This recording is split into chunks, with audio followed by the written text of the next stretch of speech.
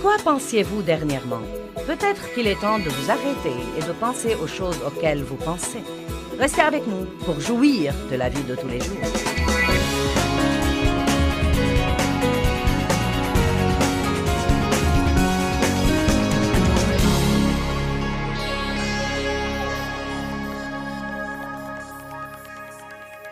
Eh bien, la pensée, la pensée, la pensée. Qui croit que ce ne serait pas beau à voir si votre pensée se transformait tout à coup en un écran de cinéma que tout le monde pourrait regarder? Père, nous te remercions pour cette parole et nous prions qu'elle touche la vie des gens et qu'elle ne soit pas un autre message qu'ils écoutent, mais quelque chose qui leur change vraiment la vie. Nous prions au nom de Jésus. Amen. 1 Corinthiens 2 dit, le verset 16 dit, « Car qui a connu ou compris la pensée, le conseil et les desseins du Seigneur, pour le guider et l'instruire et lui donner la connaissance. Mais nous avons la pensée de Christ le Messie, et nous avons les pensées, les sentiments et les desseins de son cœur. » C'est un verset intéressant. Que tout le monde dise, « J'ai la pensée de Christ. » Nous pouvons savoir beaucoup de choses et ne pas agir en conséquence. Et c'est pourquoi parfois certains des trucs que nous lisons pourraient nous embrouiller si nous ne voyons pas tout le tableau, car la Bible nous dit que nous avons tout le fruit de l'esprit en nous. L'amour de Dieu est répandu dans nos cœurs par le Saint-Esprit. À l'instant où nous recevons le Christ, nous recevons l'amour de Dieu et il doit se répandre en nous et par nous. Nous avons la justice, la paix, la joie et l'humilité. Toutes sortes de choses merveilleuses, la maîtrise de soi. Vous dites, eh bien, où sont-elles si je les ai? Eh bien, quand vous êtes régénéré, et c'est quelque chose que de plus en plus de gens doivent comprendre, c'était merveilleux pour moi de le comprendre. Quand vous êtes régénéré, quand vous recevez le Christ comme sauveur, il vient vivre dans votre esprit. Et votre esprit se sanctifie et devient parfait parce que Dieu ne peut pas demeurer quelque part où il y a le moindre péché. Donc vous êtes purifié de l'intérieur. La Bible dit, celui qui n'a pas connu le péché est devenu péché afin que nous devenions justice de Dieu en lui. Donc, vous voyez, la Bible parle de ce que vous êtes dans l'esprit et parfois, votre expérience de ce que vous êtes dans l'esprit et de ce que vous faites dans le naturel et dans le royaume de l'âme ou dans la chair sont tout à fait opposés. Et c'est pourquoi Paul dit dans Romains 7, « Quel est mon problème? La chose que je veux faire, je ne la fais pas, et la chose que je ne veux pas faire, je la fais toujours. » Eh bien, si je pêche alors que je ne veux pas pécher, est-ce vraiment moi qui commets le péché?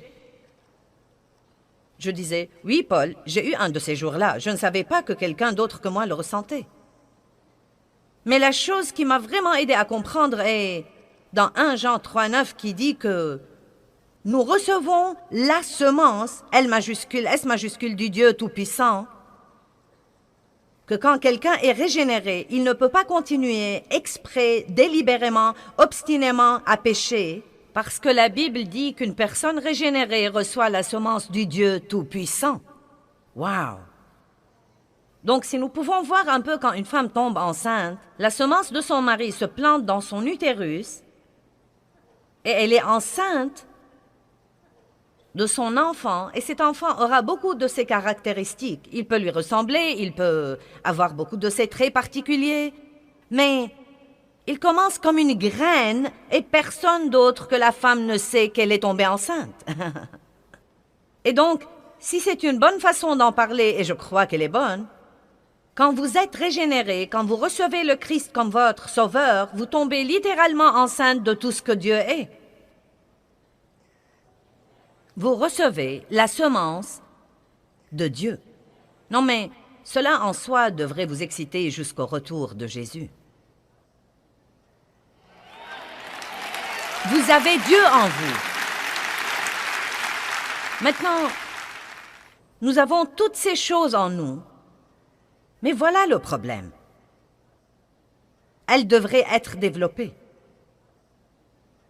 Donc, si vous ne les développez pas, vous arrivez quasiment au point où vous n'êtes même pas sûr que vous les avez, car après tout, vous ne voyez rien et vous ne sentez même rien de différent. Vous savez, quand une femme tombe d'abord enceinte et vraiment... Non mais, ma belle-fille est enceinte, mon bébé, mon Benjamin, sa femme est maintenant enceinte et... Donc, mon bébé va avoir un bébé et c'est vraiment cool. Mais, à la voir, on ne dirait pas qu'elle est enceinte. Et si vous lui demandez ce qu'elle ressent, elle dit, vous savez quoi? J'ai un peu la nausée. Mais c'est tout. Et donc, elle doit croire par la foi que cette petite semence travaille au-dedans d'elle et que ce fœtus se développe et que dans peu de temps, elle va donner naissance à un bébé en bonne santé.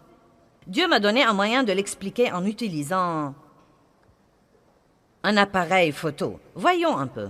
Pierre, je ne vais pas te voir pour quelque temps, je vais donc te photographier, ça va? Car tu es très beau, je veux me rappeler tes traits. Donc c'est parti, j'ai photographié Pierre. Maintenant, quelqu'un pourrait dire « Oh, tu as une photo de Pierre, puis-je la voir ?» Je ne peux pas te la montrer, je l'ai, mais... je ne peux pas te la montrer. Eh bien, je l'ai, mais je ne peux pas te la montrer avant qu'elle ne se soit développée. Je vais juste dire ça pour faire bonne mesure. Nous en reparlerons demain, mais... elle doit se développer dans une chambre noire.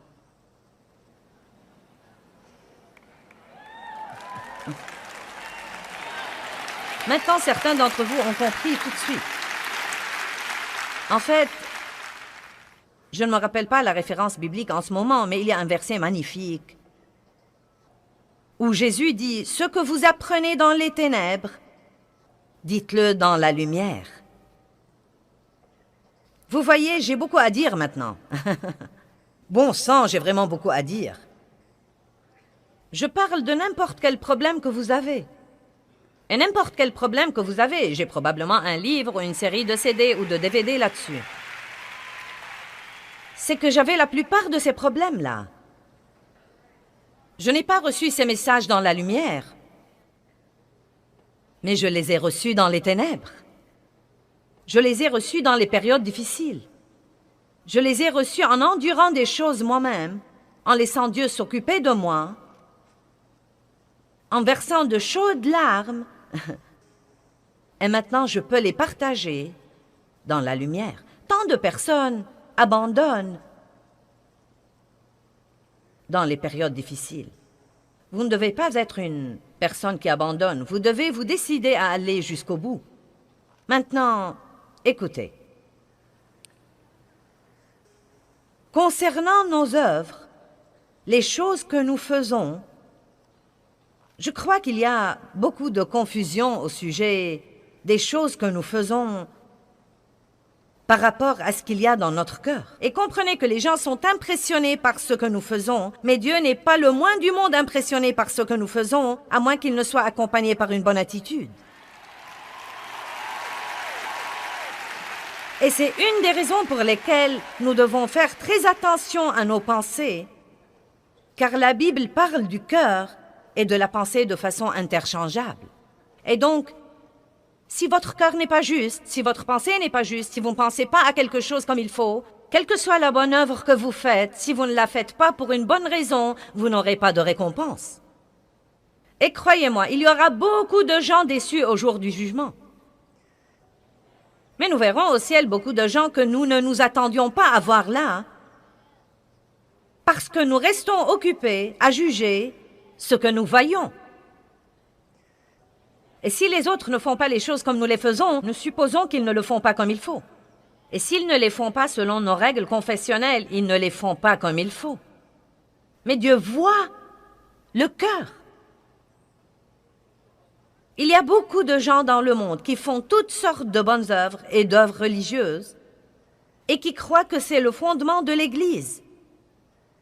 Il y aura des gens qui vont à l'église tous les dimanches et qui n'iront sûrement pas au ciel.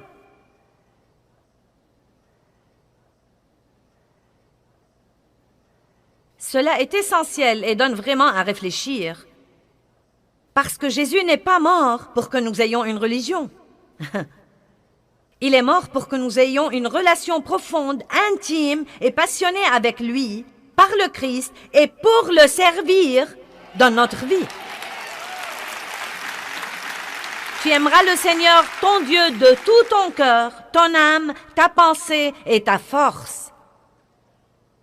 C'est un peu différent d'aller à l'église pour 45 minutes le dimanche matin et d'avoir l'attitude « Eh bien, j'ai hâte que ça se termine ». Maintenant, je ne suis certainement pas contre aller à l'église. Nous disons aux gens d'aller à l'église tout le temps et vous devez faire partie d'une bonne église locale. Mais je veux que vous soyez là parce que vous voulez être là et non pas parce que vous croyez que vous aurez de bons points de Dieu ou c'est là où se trouve votre salut. Vous devez y aller car Dieu vous aime et non pas pour essayer de l'amener à vous aimer. Vous devez prier parce qu'il vous aime beaucoup et parce que c'est un privilège et non pas par devoir ou par obligation. Nous faisons trop de choses pour la mauvaise raison. Et devinez quoi? Nous n'aurons pas de bons points. Elles seront consumées par le feu. Psst.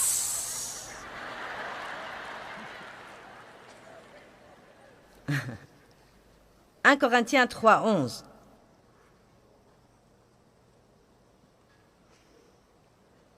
Car personne ne peut poser d'autre fondement que celui qui est déjà posé, lequel est Jésus-Christ.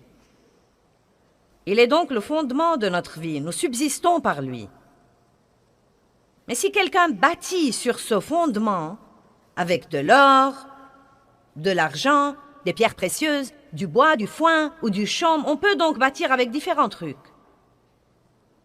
L'œuvre de chacun sera simplement, ouvertement connue et manifestée pour ce qu'elle est, car le jour de Christ la fera connaître parce qu'elle se révélera dans le feu. Et le feu éprouvera et jugera sévèrement la qualité et la valeur de l'œuvre de chacun. Si l'œuvre de quelqu'un qui l'aura bâti sur le fondement, n'importe quel produit de ses efforts, subsiste dans ce test, il recevra sa récompense. Mais si l'œuvre de quelqu'un est brûlée dans ce test, il perdra tout, il perdra sa récompense. Bien que lui-même, il sera sauvé, mais seulement comme quelqu'un qui est passé à travers le feu. Donc nous n'allons pas au ciel sur la base de nos œuvres faites avec un motif, qu'il soit bon ou mauvais. Notre salut est sur la base de « Croyez-vous en Jésus? L'avez-vous reçu comme votre sauveur? Vous êtes-vous repenti de vos péchés? » Mais il y a des récompenses que nous pouvons avoir au ciel, et je ne sais pas ce que vous en pensez, mais je ne veux pas une demeure au fin fond du ciel et qui ait besoin d'être repeinte. Non, mais je veux le gros lot. Amen. Je veux le meilleur là-haut. Et je veux un bon char, et je ne veux pas que Dave le conduise, je veux le conduire moi-même. Et j'ai dit à Dave, en fait, que je prie là-dessus car Dave même, après toutes ces années, conduit toujours comme un conducteur de voiture de course. Et vous savez, j'en ai assez d'arriver le cou ébranlé et... De ce côté de la voiture, non mais je demanderai à Dieu, quand nous arriverons au ciel, de ne jamais te laisser conduire. Je voudrais prêcher avec Moïse et Abraham et faire une conférence avec Jésus. Amen. Vraiment, vous savez, par-dessus tout, je voudrais entendre ces mots que nous voudrions tous entendre. C'est bien, bon et fidèle serviteur. Je voudrais que beaucoup de gens aillent au ciel parce que le travail que j'aurais fait ici aurait été un travail pur que Dieu aurait vraiment oint et utilisé. Vous devez vous demander, qu'est-ce que je fais de ma vie? Vous n'allez pas être là indéfiniment. Le voyage est court, donc veillez à ce que votre voyage ici ait une grande influence. Ne perdez pas votre temps à essayer d'avoir plus de choses et plus d'opposition, plus de ceci et plus de cela. Vous savez, ce serait un bon exercice d'aller la semaine prochaine à un entrepôt de chiffonniers ferrailleurs. Parce que ce qui est là était le rêve de quelqu'un autrefois. Les gens ont détruit des relations à cause de ce qui est maintenant dans cet entrepôt. Les gens n'avaient pas de temps pour Dieu. et n'ont jamais trouvé le temps d'accepter le Christ à cause de ce qui est dans cet entrepôt. Semez pour l'éternité, et je ne suis pas contre posséder de belles choses, mais veillez à ce qu'elles ne vous possèdent pas. Et quel que soit ce que vous possédez, utilisez-le pour servir Dieu et être une bénédiction pour les autres. Maintenant, je crois qu'une des plus grandes choses que Dieu m'ait faites, et il me fait beaucoup de grandes choses, mais ceci en réalité, ce verset dans 1 Corinthiens 3 est un des premiers versets de la Bible que j'ai vraiment étudié il y a plus de 32 ans quand j'ai d'abord commencé à étudier la parole. Et je me suis rendu compte, du moins partiellement au début, que Dieu se souciait des motifs et que nous devons savoir pourquoi nous faisons les choses. Ce n'est pas ce que nous faisons qui impressionne Dieu, mais pourquoi nous le faisons. Eh bien, trop de gens font des choses qui sont bonnes aux yeux des gens, mais ils les font pour les mauvaises raisons. Ils les font pour attirer l'attention, ou ils les font pour plaire aux gens. Peut-être même qu'ils n'aiment pas les faire, mais quelqu'un d'autre veut qu'ils les fassent. Et vraiment, leur cœur n'est même pas tranquillisé là-dessus, mais ils les font juste pour faire plaisir aux autres. Eh bien, vous pouvez leur faire plaisir, mais ça ne fait pas plaisir à Dieu. Nous faisons beaucoup de choses par devoir et parce que nous y sommes obligés, et c'est bon en partie, mais si vous exagérez, cela peut devenir un vrai problème dans votre vie. Et donc, ça m'a aidé au début. Mais je ne sais pas quand, peut-être il y a 20 ans. Dieu a passé pas mal de temps à m'apprendre l'importance de la vie intérieure. Et je me permets de dire que c'était un des points culminants de ma vie chrétienne. Vous savez, bien sûr, le salut vient d'abord. Et le plein du Saint-Esprit est merveilleux. Vous savez, vous recevez le Saint-Esprit quand vous êtes régénéré. Il vient habiter en vous. Mais le plein du Saint-Esprit, c'est un moment dans votre vie où vous vous rendez. Vous voulez que Dieu utilise chaque partie de vous et vous avez besoin de sa puissance. Car bien que vous soyez sauvés, vous ne vivez pas vraiment dans la victoire que vous devez avoir. La chose suivante qui était vraiment merveilleuse pour moi était d'apprendre l'importance de la présence de Dieu et de comprendre que Dieu est avec nous tout le temps et que si nous nous faisons à cette idée, nous pouvons reconnaître ce fait et en jouir et apprendre à chercher Dieu pour sa personne et non pas pour ce qu'il pourrait nous donner. Et ensuite, la quatrième chose qui était une vraie apogée spirituelle pour moi, c'était d'apprendre l'importance de la vie intérieure et que Dieu veut vraiment, vraiment, vraiment que ce qui se passe au-dedans de nous soit juste et pur, nos pensées et nos attitudes et nos motifs. Chaque fois que j'enseigne sur les motifs, le silence règne vraiment.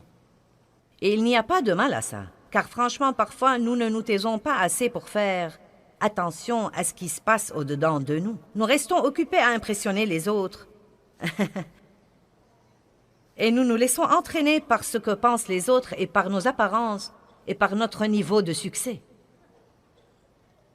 Et nous ne comprenons rien. Nous ne comprenons vraiment rien. Je ne vais pas y ouvrir, mais 1 Pierre 3 dit que c'est l'homme caché du cœur. Non mais, eh bien, je vais en fait y ouvrir car je veux vous montrer quelque chose. 1 Pierre 3, versets 3 et 4.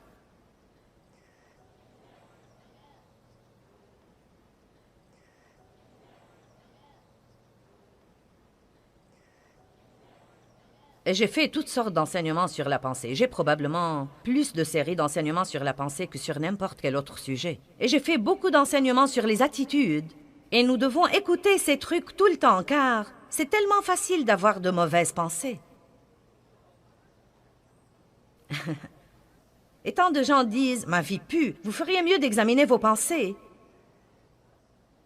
Car là où la pensée va, l'homme suivra. Si vous n'aimez pas votre vie aujourd'hui, c'est à cause de ce que vous avez pensé hier. Et si vous voulez aimer votre vie demain, changez votre pensée aujourd'hui. Amen. 1 Pierre 3:3. Que votre parure ne soit pas purement ou uniquement une parure extérieure, cheveux tressés, toilettes et habits élégants et bijoux d'or et toilettes et habits élégants. Maintenant, certains gens ont dit, vous ne devez pas porter de bijoux, vous ne devez pas vous tresser les cheveux, vous ne devez pas vous maquiller et porter des toilettes élégantes. Ce n'est pas ce que dit la Bible vraiment. Elle ne parle même pas de ça. Pourquoi Dieu aurait-il créé les couleurs s'il ne voulait pas les voir sur nous? Oui. La Bible dit, ne soyez pas uniquement ou purement préoccupés par cette parure extérieure, mais que ce soit la parure et la beauté de la disposition cachée du cœur, avec le charme incorruptible et impérissable d'un esprit doux et paisible, qui n'est ni inquiet ni troublé, mais qui est d'un grand prix devant Dieu. Si nous ne savons pas ce qui se passe à l'intérieur de nous, nous aurons toutes sortes de mauvais comportements et nous en attribuerons la responsabilité aux autres. Prenons par exemple Marie et Marthe. Est-ce que tout le monde connaît l'attitude de Marthe, la sœur de Marie? C'est dans Luc 10, si vous ne la connaissez pas.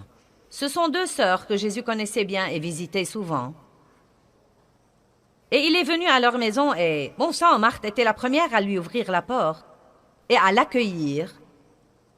Et Marie s'était assise à ses pieds parce qu'elle y a vu une occasion à ne pas manquer. Mais Marthe était occupée et distraite, dit la Bible, par beaucoup de services.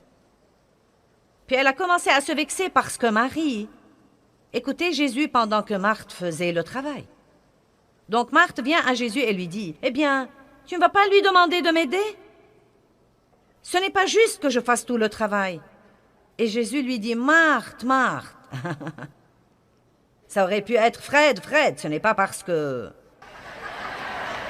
vous n'êtes pas une femme que ça ne s'applique pas à vous. À ceux qui sont ici et à ceux qui nous regardent à la télé, je vous vois là-bas. Fred et Marthe.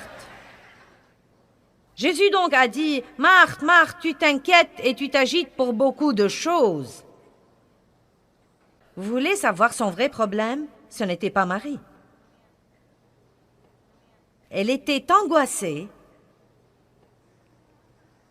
et elle était très vexée, car à mon avis, le fond du problème était qu'elle voulait en fait impressionner. Tout devait être impeccable.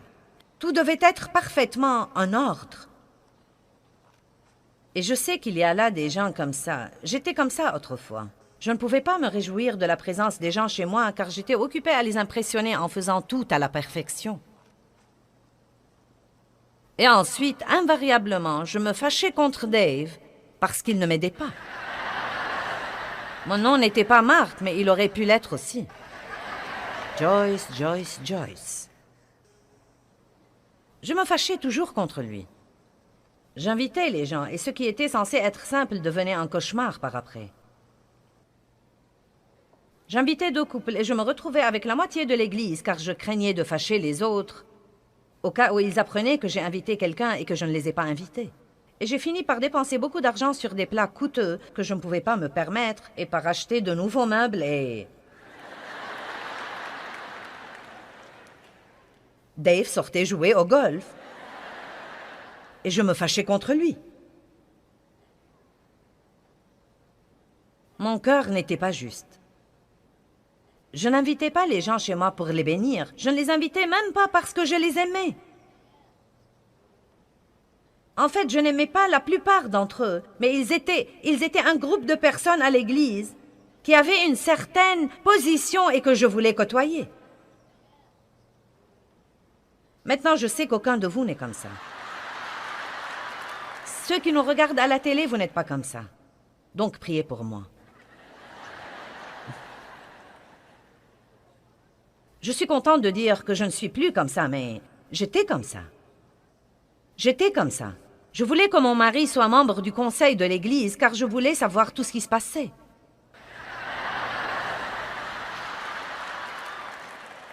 Peu m'importait qu'il serve Dieu comme membre du conseil. Je voulais juste savoir ce qui se passait. Nous pourrions avoir des scoops s'il était membre du conseil.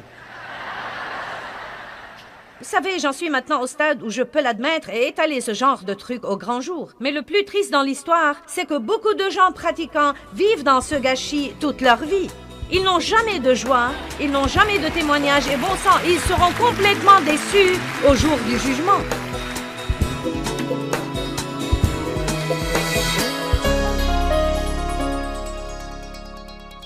Eh bien, là où la pensée va, l'homme suivra. Et cela veut dire en fait la chose à laquelle je pense aujourd'hui.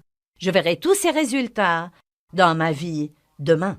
Nous devons donc veiller toujours à avoir des pensées qui nous profiteraient et non pas des pensées qui rendraient notre vie pire.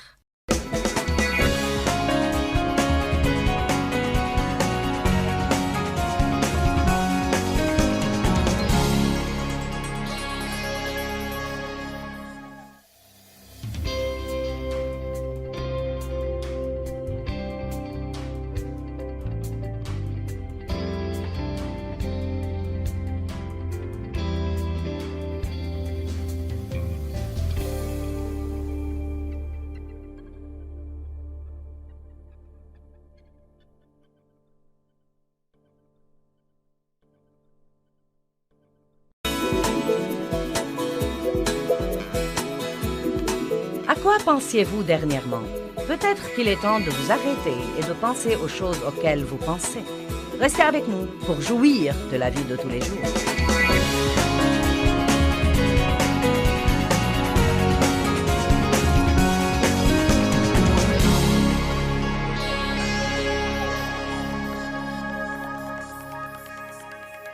Eh bien, la pensée, la pensée, la pensée. Qui croit que ce ne serait pas beau à voir si votre pensée se transformait tout à coup en un écran de cinéma que tout le monde pourrait regarder?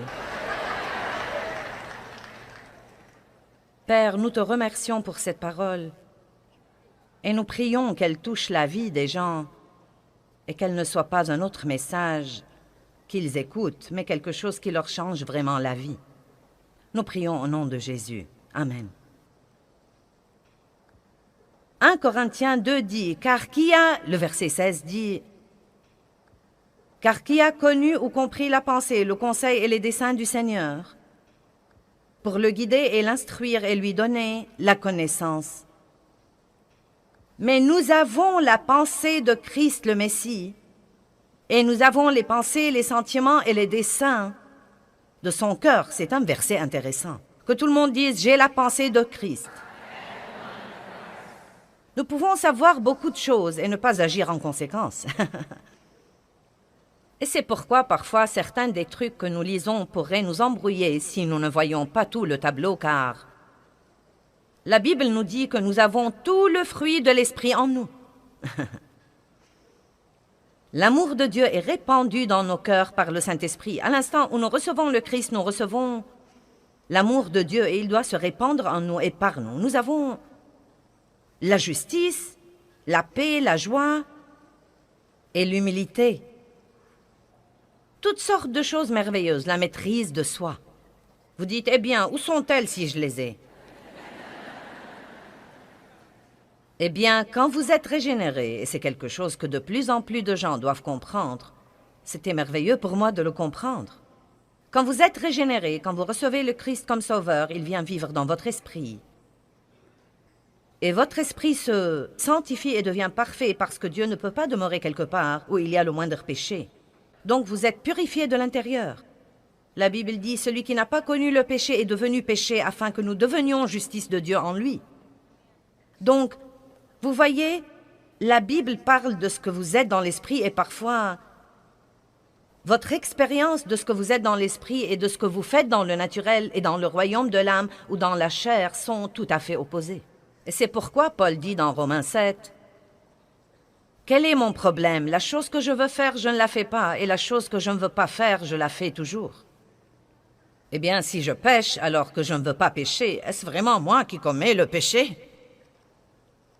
Je disais, « Oui, Paul, j'ai eu un de ces jours-là. Je ne savais pas que quelqu'un d'autre que moi le ressentait. » Mais la chose qui m'a vraiment aidé à comprendre est dans 1 Jean 3,9 qui dit que nous recevons la semence, L majuscule, S majuscule du Dieu Tout-Puissant, que quand quelqu'un est régénéré, il ne peut pas continuer exprès, délibérément, obstinément à pécher, parce que la Bible dit qu'une personne régénérée reçoit la semence du Dieu Tout-Puissant.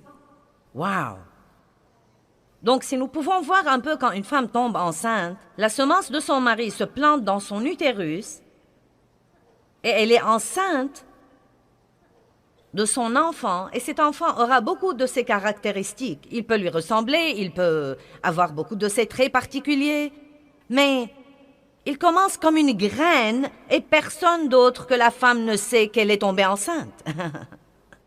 Et donc, si c'est une bonne façon d'en parler, et je crois qu'elle est bonne, quand vous êtes régénéré, quand vous recevez le Christ comme votre sauveur, vous tombez littéralement enceinte de tout ce que Dieu est.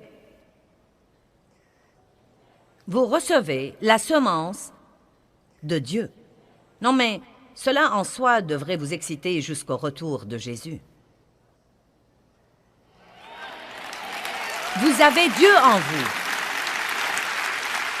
Maintenant, nous avons toutes ces choses en nous. Mais voilà le problème. Elles devraient être développées. Donc, si vous ne les développez pas, vous arrivez quasiment au point où vous n'êtes même pas sûr que vous les avez. Car après tout, vous ne voyez rien. Et vous ne sentez même rien de différent. Vous savez, quand une femme tombe d'abord enceinte et vraiment... Non mais, ma belle-fille est enceinte, mon bébé, mon Benjamin... Sa femme est maintenant enceinte et... Donc, mon bébé va avoir un bébé et c'est vraiment cool. Mais, à la voir, on ne dirait pas qu'elle est enceinte. Et si vous lui demandez ce qu'elle ressent, elle dit, « Vous savez quoi? J'ai un peu la nausée. » Mais c'est tout. Et donc, elle doit croire par la foi que cette petite semence travaille au-dedans d'elle et que ce fœtus se développe et que dans peu de temps, elle va donner naissance à un bébé en bonne santé. Dieu m'a donné un moyen de l'expliquer en utilisant un appareil photo. Voyons un peu. Pierre, je ne vais pas te voir pour quelque temps, je vais donc te photographier, ça va? Car tu es très beau, je veux me rappeler tes traits.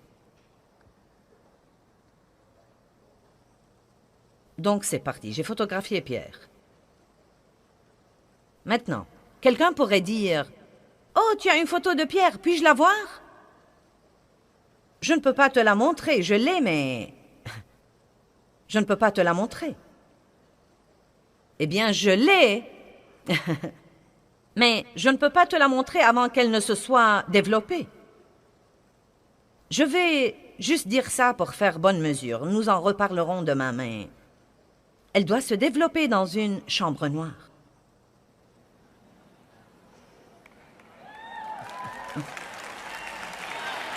Maintenant, certains d'entre vous ont compris tout de suite.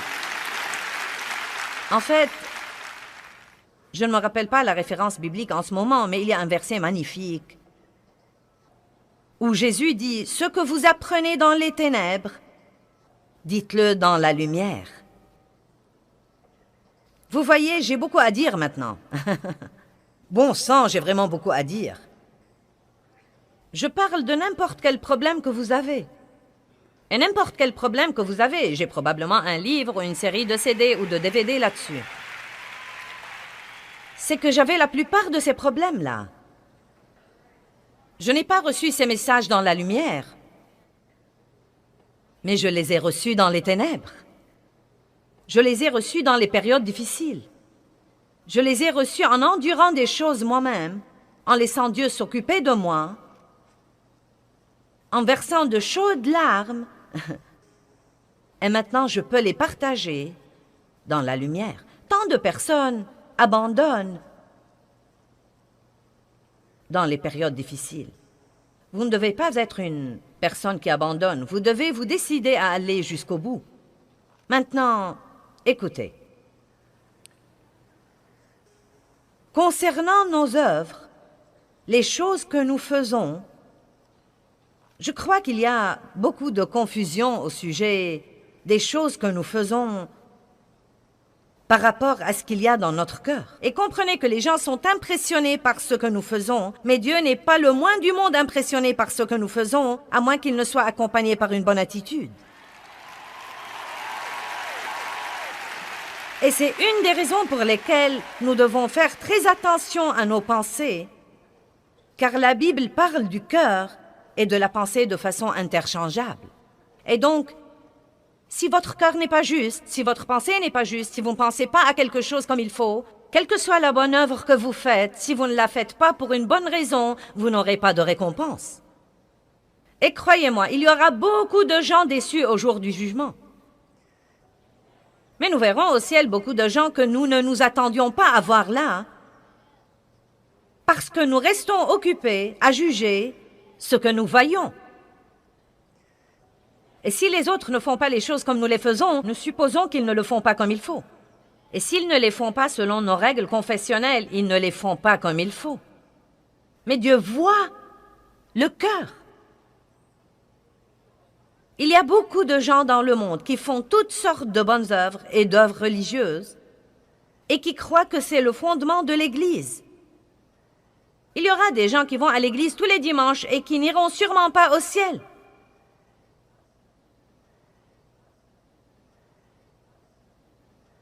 Cela est essentiel et donne vraiment à réfléchir. Parce que Jésus n'est pas mort pour que nous ayons une religion. Il est mort pour que nous ayons une relation profonde, intime et passionnée avec lui, par le Christ, et pour le servir dans notre vie.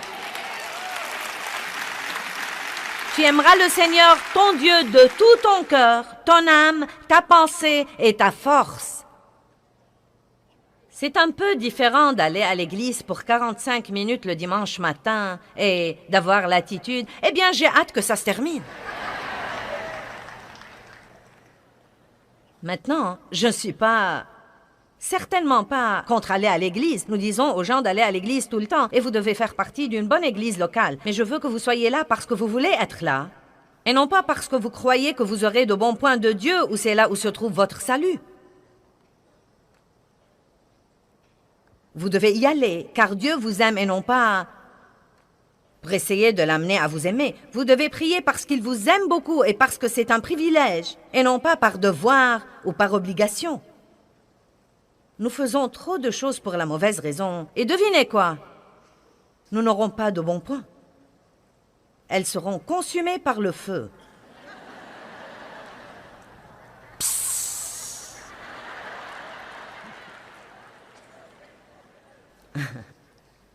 1 Corinthiens 3, 11.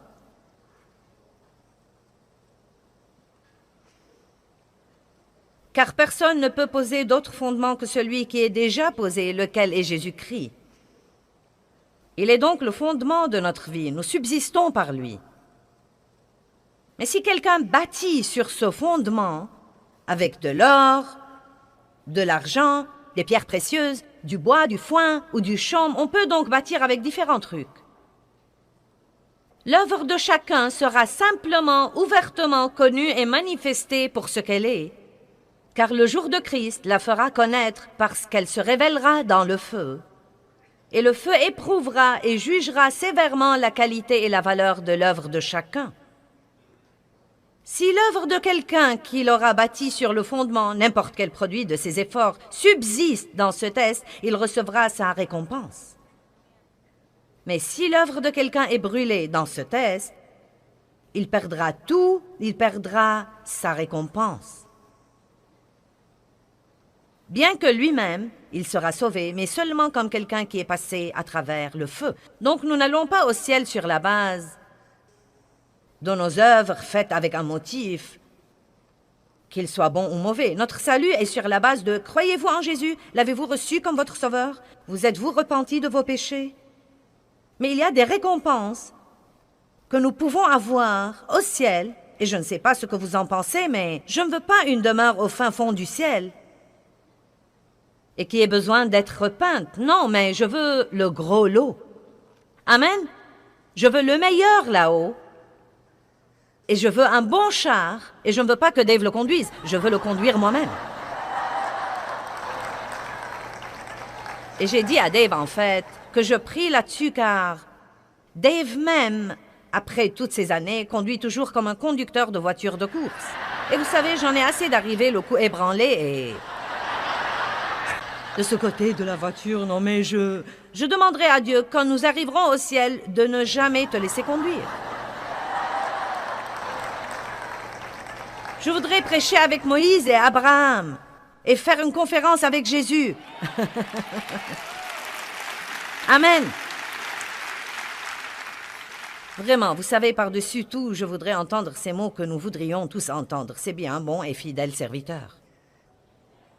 Je voudrais que beaucoup de gens aillent au ciel parce que le travail que j'aurais fait ici aurait été un travail pur que Dieu aurait vraiment oint et utilisé. Vous devez vous demander, qu'est-ce que je fais de ma vie?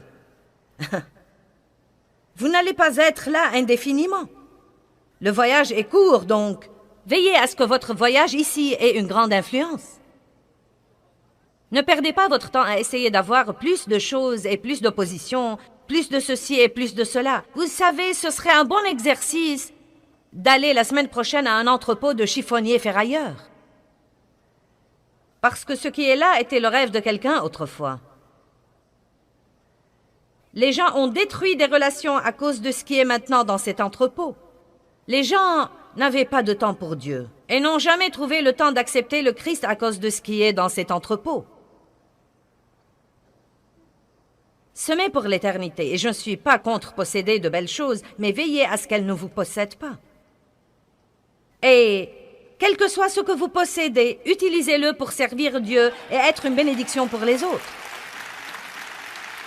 Maintenant, je crois qu'une des plus grandes choses que Dieu m'ait faites, et il me fait beaucoup de grandes choses, mais ceci en réalité, ce verset dans 1 Corinthiens 3 est un des premiers versets de la Bible que j'ai vraiment étudié il y a plus de 32 ans quand j'ai d'abord commencé à étudier la parole. Et je me suis rendu compte, du moins partiellement au début, que Dieu se souciait des motifs et que nous devons savoir pourquoi nous faisons les choses.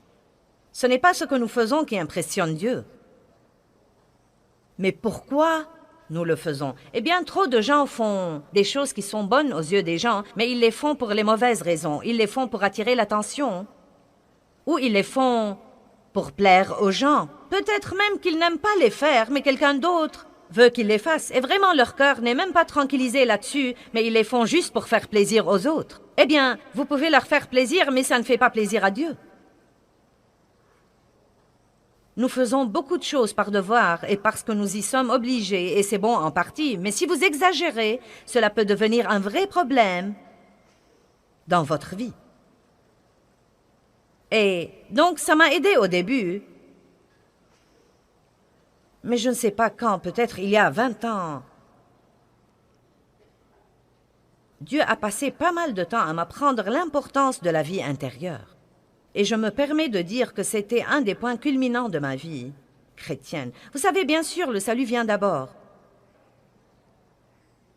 Et le plein du Saint-Esprit est merveilleux. Vous savez, vous recevez le Saint-Esprit quand vous êtes régénéré. Il vient habiter en vous. Mais le plein du Saint-Esprit, c'est un moment dans votre vie où vous vous rendez. Vous voulez que Dieu utilise chaque partie de vous et vous avez besoin de sa puissance. Car bien que vous soyez sauvés, vous ne vivez pas vraiment dans la victoire que vous devez avoir. La chose suivante qui était vraiment merveilleuse pour moi était d'apprendre l'importance de la présence de Dieu et de comprendre que Dieu est avec nous tout le temps et que si nous nous faisons à cette idée, nous pouvons reconnaître ce fait et en jouir et apprendre à chercher Dieu pour sa personne et non pas pour ce qu'il pourrait nous donner. Et ensuite, la quatrième chose qui était une vraie apogée spirituelle pour moi, c'était d'apprendre l'importance de la vie intérieure et que Dieu veut vraiment, vraiment, vraiment que ce qui se passe au-dedans de nous soit juste et pur, nos pensées et nos attitudes et nos motifs. Chaque fois que j'enseigne sur les motifs, le silence règne vraiment. Et il n'y a pas de mal à ça, car franchement, parfois, nous ne nous taisons pas assez pour faire attention à ce qui se passe au-dedans de nous. Nous restons occupés à impressionner les autres. Et nous nous laissons entraîner par ce que pensent les autres et par nos apparences et par notre niveau de succès. Et nous ne comprenons rien. Nous ne comprenons vraiment rien. Je ne vais pas y ouvrir, mais 1 Pierre 3 dit que c'est l'homme caché du cœur. Non mais, eh bien, je vais en fait y ouvrir car je veux vous montrer quelque chose. 1 Pierre 3, versets 3 et 4.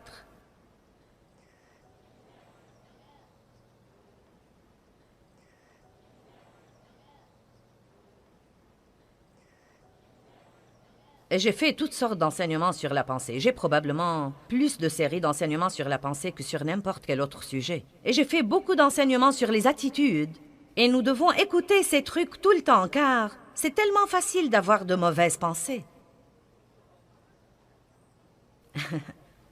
Et tant de gens disent « Ma vie pue, vous feriez mieux d'examiner vos pensées. » Car là où la pensée va, l'homme suivra. Si vous n'aimez pas votre vie aujourd'hui, c'est à cause de ce que vous avez pensé hier. Et si vous voulez aimer votre vie demain, changez votre pensée aujourd'hui. Amen.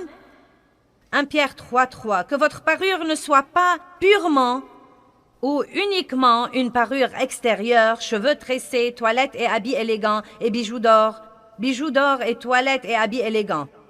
Maintenant, certains gens ont dit, vous ne devez pas porter de bijoux, vous ne devez pas vous tresser les cheveux. Vous ne devez pas vous maquiller et porter des toilettes élégantes. Ce n'est pas ce que dit la Bible vraiment. Elle ne parle même pas de ça. Pourquoi Dieu aurait-il créé les couleurs s'il ne voulait pas les voir sur nous? Oui. La Bible dit, ne soyez pas uniquement ou purement préoccupés par cette parure extérieure, mais que ce soit la parure et la beauté de la disposition cachée du cœur, avec le charme incorruptible et impérissable d'un esprit doux et paisible, qui n'est ni inquiet ni troublé, mais qui est d'un grand prix devant Dieu. Si nous ne savons pas ce qui se passe à l'intérieur de nous, nous aurons toutes sortes de mauvais comportements et nous en attribuerons la responsabilité aux autres. Prenons par exemple Marie et Marthe. Est-ce que tout le monde connaît l'attitude de Marthe, la sœur de Marie? C'est dans Luc 10, si vous ne la connaissez pas. Ce sont deux sœurs que Jésus connaissait bien et visitait souvent. Et il est venu à leur maison et, bon sang, Marthe était la première à lui ouvrir la porte et à l'accueillir. Et Marie s'était assise à ses pieds parce qu'elle y a vu une occasion à ne pas manquer. Mais Marthe était occupée et distraite, dit la Bible, par beaucoup de services. Puis elle a commencé à se vexer parce que Marie écoutait Jésus pendant que Marthe faisait le travail. Donc Marthe vient à Jésus et lui dit, « Eh bien, tu ne vas pas lui demander de m'aider?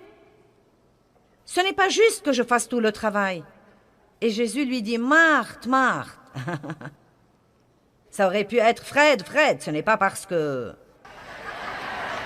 vous n'êtes pas une femme que ça ne s'applique pas à vous. À ceux qui sont ici et à ceux qui nous regardent à la télé, je vous vois là-bas.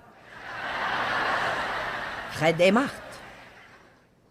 Jésus donc a dit, « Marthe, Marthe, tu t'inquiètes et tu t'agites pour beaucoup de choses. » Vous voulez savoir son vrai problème? Ce n'était pas Marie. Elle était angoissée et elle était très vexée, car à mon avis, le fond du problème était qu'elle voulait en fait impressionner. Tout devait être impeccable. Tout devait être parfaitement en ordre. Et je sais qu'il y a là des gens comme ça. J'étais comme ça autrefois. Je ne pouvais pas me réjouir de la présence des gens chez moi car j'étais occupée à les impressionner en faisant tout à la perfection. Et ensuite, invariablement, je me fâchais contre Dave parce qu'il ne m'aidait pas. Mon nom n'était pas Marthe, mais il aurait pu l'être aussi. Joyce, Joyce, Joyce. Je me fâchais toujours contre lui. J'invitais les gens, et ce qui était censé être simple devenait un cauchemar par après. J'invitais deux couples, et je me retrouvais avec la moitié de l'église, car je craignais de fâcher les autres, au cas où ils apprenaient que j'ai invité quelqu'un et que je ne les ai pas invités. Et j'ai fini par dépenser beaucoup d'argent sur des plats coûteux que je ne pouvais pas me permettre, et par acheter de nouveaux meubles et... Dave sortait jouer au golf. Et je me fâchais contre lui. Mon cœur n'était pas juste. Je n'invitais pas les gens chez moi pour les bénir. Je ne les invitais même pas parce que je les aimais. En fait, je n'aimais pas la plupart d'entre eux, mais ils étaient un groupe de personnes à l'église qui avaient une certaine position et que je voulais côtoyer. Maintenant, je sais qu'aucun de vous n'est comme ça. Ceux qui nous regardent à la télé, vous n'êtes pas comme ça. Donc priez pour moi. Je suis contente de dire que je ne suis plus comme ça, mais j'étais comme ça. J'étais comme ça. Je voulais que mon mari soit membre du conseil de l'Église, car je voulais savoir tout ce qui se passait.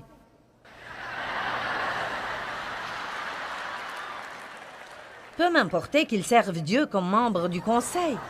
Je voulais juste savoir ce qui se passait. Nous pourrions avoir des scoops s'il était membre du conseil. Vous savez, j'en suis maintenant au stade où je peux l'admettre et étaler ce genre de truc au grand jour. Mais le plus triste dans l'histoire, c'est que beaucoup de gens pratiquants vivent dans ce gâchis toute leur vie. Ils n'ont jamais de joie, ils n'ont jamais de témoignage et bon sang, ils seront complètement déçus au jour du jugement.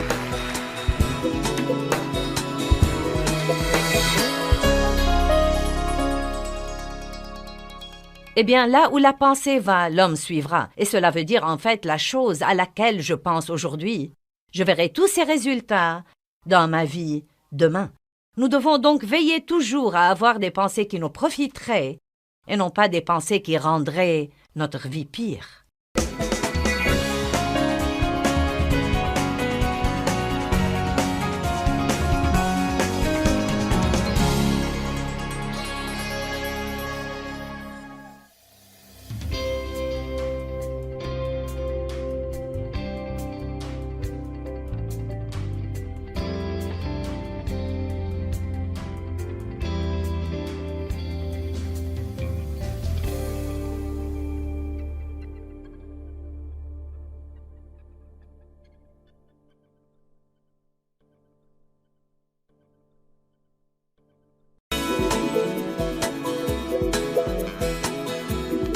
À quoi pensiez-vous dernièrement? Peut-être qu'il est temps de vous arrêter et de penser aux choses auxquelles vous pensez. Restez avec nous pour jouir de la vie de tous les jours.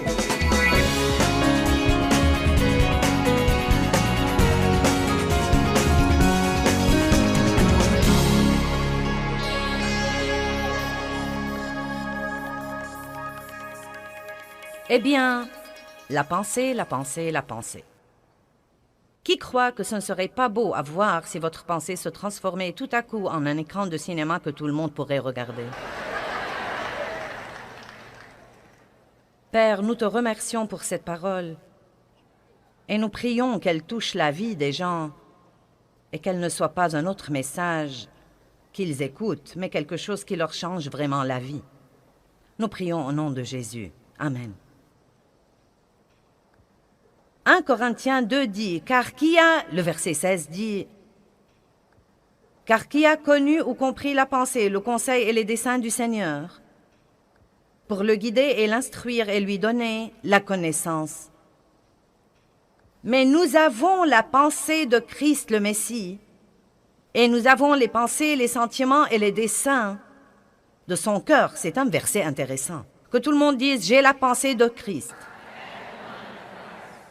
Nous pouvons savoir beaucoup de choses et ne pas agir en conséquence. Et c'est pourquoi parfois certains des trucs que nous lisons pourraient nous embrouiller si nous ne voyons pas tout le tableau, car la Bible nous dit que nous avons tout le fruit de l'esprit en nous. L'amour de Dieu est répandu dans nos cœurs par le Saint-Esprit. À l'instant où nous recevons le Christ, nous recevons l'amour de Dieu et il doit se répandre en nous et par nous. Nous avons la justice, la paix, la joie et l'humilité. Toutes sortes de choses merveilleuses, la maîtrise de soi. Vous dites, eh bien, où sont-elles si je les ai? Eh bien, quand vous êtes régénéré, et c'est quelque chose que de plus en plus de gens doivent comprendre, c'était merveilleux pour moi de le comprendre. Quand vous êtes régénéré, quand vous recevez le Christ comme sauveur, il vient vivre dans votre esprit. Et votre esprit se sanctifie et devient parfait parce que Dieu ne peut pas demeurer quelque part où il y a le moindre péché. Donc vous êtes purifié de l'intérieur. La Bible dit, celui qui n'a pas connu le péché est devenu péché afin que nous devenions justice de Dieu en lui. Donc, vous voyez, la Bible parle de ce que vous êtes dans l'esprit et parfois, votre expérience de ce que vous êtes dans l'esprit et de ce que vous faites dans le naturel et dans le royaume de l'âme ou dans la chair sont tout à fait opposés. Et c'est pourquoi Paul dit dans Romains 7 Quel est mon problème? La chose que je veux faire, je ne la fais pas, et la chose que je ne veux pas faire, je la fais toujours. Eh bien, si je pêche alors que je ne veux pas pécher, est-ce vraiment moi qui commets le péché? Je disais, oui, Paul, j'ai eu un de ces jours-là. Je ne savais pas que quelqu'un d'autre que moi le ressentait. Mais la chose qui m'a vraiment aidé à comprendre est dans 1 Jean 3,9 qui dit que nous recevons la semence, L majuscule, S majuscule du Dieu Tout-Puissant, que quand quelqu'un est régénéré, il ne peut pas continuer exprès, délibérément, obstinément à pécher, parce que la Bible dit qu'une personne régénérée reçoit la semence du Dieu Tout-Puissant. Wow! Donc si nous pouvons voir un peu quand une femme tombe enceinte, la semence de son mari se plante dans son utérus et elle est enceinte de son enfant, et cet enfant aura beaucoup de ses caractéristiques. Il peut lui ressembler, il peut avoir beaucoup de ses traits particuliers, mais il commence comme une graine et personne d'autre que la femme ne sait qu'elle est tombée enceinte. Et donc, si c'est une bonne façon d'en parler, et je crois qu'elle est bonne, quand vous êtes régénéré, quand vous recevez le Christ comme votre sauveur, vous tombez littéralement enceinte de tout ce que Dieu est.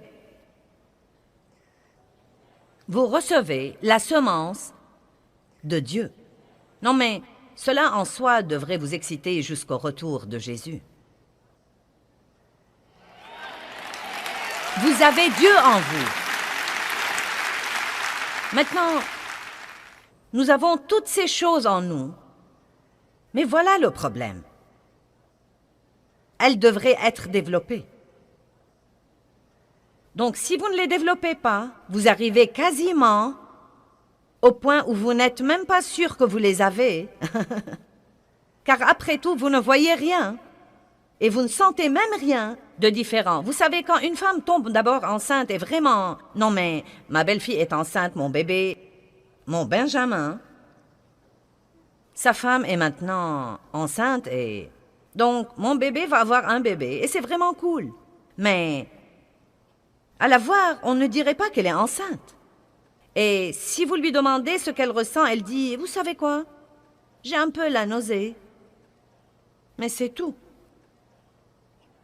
Et donc, elle doit croire par la foi que cette petite semence travaille au-dedans d'elle et que ce fœtus se développe et que dans peu de temps, elle va donner naissance à un bébé en bonne santé. Dieu m'a donné un moyen de l'expliquer en utilisant un appareil photo. Voyons un peu. Pierre, je ne vais pas te voir pour quelque temps, je vais donc te photographier, ça va? Car tu es très beau, je veux me rappeler tes traits. Donc c'est parti, j'ai photographié Pierre. Maintenant, quelqu'un pourrait dire « Oh, tu as une photo de Pierre, puis-je la voir ?» Je ne peux pas te la montrer, je l'ai, mais... je ne peux pas te la montrer. Eh bien, je l'ai, mais je ne peux pas te la montrer avant qu'elle ne se soit développée. Je vais juste dire ça pour faire bonne mesure. Nous en reparlerons demain, mais... elle doit se développer dans une chambre noire.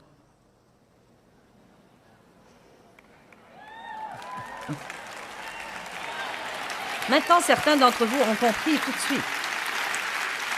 En fait, je ne me rappelle pas la référence biblique en ce moment, mais il y a un verset magnifique où Jésus dit « Ce que vous apprenez dans les ténèbres, dites-le dans la lumière. » Vous voyez, j'ai beaucoup à dire maintenant.